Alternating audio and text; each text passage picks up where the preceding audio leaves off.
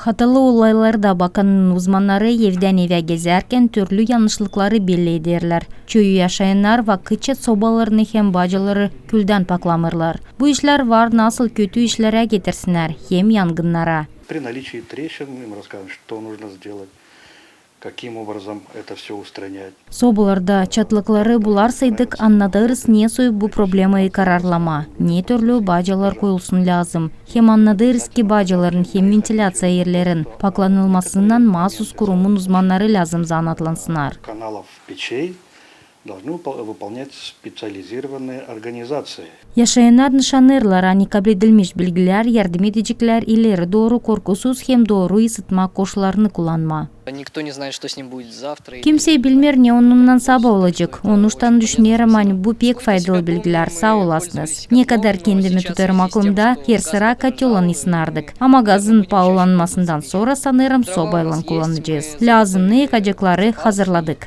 Нам сейчас есть чем топить.